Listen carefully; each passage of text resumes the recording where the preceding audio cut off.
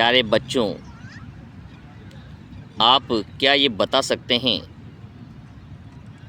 कि यदि आपने कहीं जाने के लिए ट्रेन का टिकट बुक किया है और ट्रेन का रेलवे स्टेशन से छूटने का जो समय है वो ठीक प्रातः 8 बजे का है और आप लाख प्रयास करने के बावजूद भी रेलवे स्टेशन पर 8 बजकर 1 मिनट पर पहुंच पाते हैं और उस समय ट्रेन निकल चुकी है, तो क्या आप ये बता सकते हैं कि आप आज के दिन कितने लेट हो गए हैं? क्या आप सिर्फ 1 मिनट लेट हैं? नहीं, आप बिल्कुल गलत हैं। आप पूरे 24 घंटे लेट हैं, क्योंकि 1 मिनट पहले निकलने वाली ट्रेन आपको 24 घंटे के बाद कल दूसरे दिन ही मिल पाएगी। तो प्यारे बच्चों, समय के महत्व को समझें। यदि आप कहीं जाना चाहते हैं तो वहाँ समय से पूर्व पहुँचें। आपने यदि एक दिन भी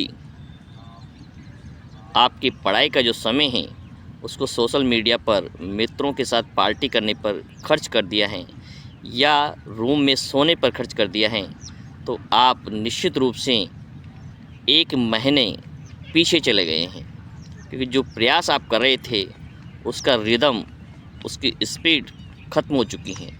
और जिस समय आप सो रहे होते हैं उस समय लाखों विद्यार्थी पढ़ कर के आपसे आगे निकलने के लिए प्रतिस्पर्धा कर रहे होते हैं, तो निश्चित रूप से उन बच्चों से पीछे आप रह जाते हैं।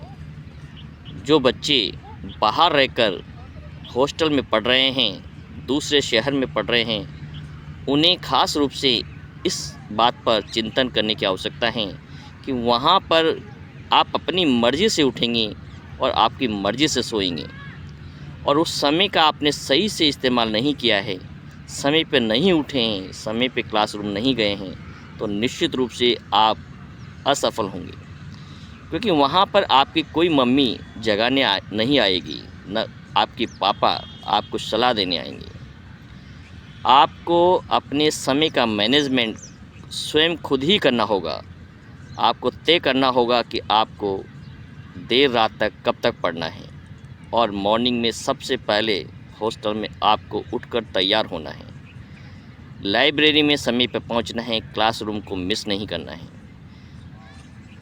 एक स्टूडेंट का सबसे अच्छा जो मित्र होता है वो उसकी पुस्तकें होती हैं, उसकी बुक होती हैं, उसका क्लासरूम होता है, और सबसे ज़्यादा महत्वपूर्ण है उसकी लाइब्रेरी होती है, जहाँ बैठकर उसे ज़्यादा से ज़्यादा समय गुजारना चाहिए।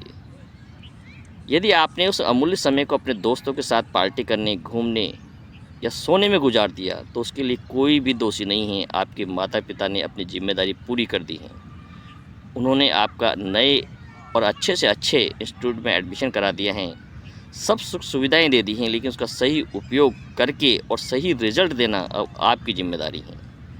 यदि आप फेल हो जाते हैं तो आप अकेले फेल नहीं होते हैं, आपके माता पिता के सपने ख़त्म होते हैं, आपके दादा दादी, आपके नाना या रिश्तेदार जो भी हैं, उन्होंने आपसे जो सपने लगाए हैं वो सब खत्म हो जाते हैं।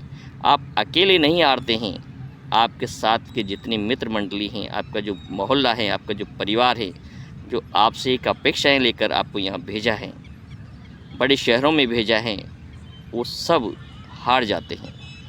और आपका को देखकर, आपकी असफलता को देखकर आपके आसपास के जो हज़ारों बच्चे हैं वो भी शिक्षा से वंचित हो जाते हैं, क्योंकि उनके मदर्स फादर्स भी आपका उदाहरण उन्हें देकर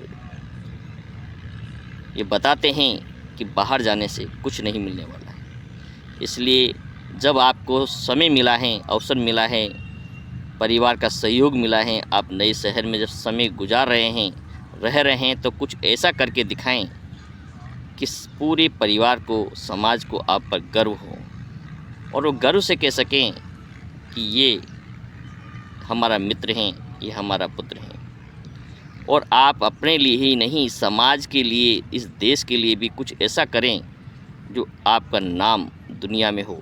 जैसे एपीजे अब्दुल कलाम आज़ाद ने एक गरीब परिवार में जन्म लेने के पश्चात भी दुनिया को एक नई राह दिखाई। बाबा साहब अम्बेडकर ने बिल्कुल दलित परिवार में और गरीब परिवार में होने के पश्चात भी सिंबल ऑफ द नॉलेज का खिताब पाया और दुनिया को एक नई राह दिखाई।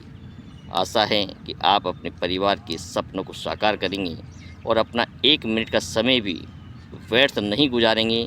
जब तक आप इस कॉलेज में हैं, जब तक आप शिक्षण कार्य कर रहे हैं, तब तक ही आपको कुर्बानी देनी है और जिस दिन आप सफल हो जाएंगे, बाकी का जीवन बड़े ऐश व आराम से गुजरेगा और उसका लोग उदाहरण देकर अपने बच्चों को नए से नए विश्वविद्यालय में भेजने का प्रयास करेंगे।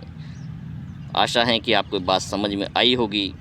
आज का जो संदेश है मेरा उन सभी विद्यार्थियों के लिए है जो उच्च शिक्षाएं ग्रहण कर रहे हैं, घर से बाहर रह रहे हैं, हॉस्टल के अंदर रह कर के अपनी पढ़ाई कर रहे हैं। तो मित्रों, अपने मित्रों की भीड़ मत बढ़ाओ, दोस्तों की भीड़ मत बढ़ाओ।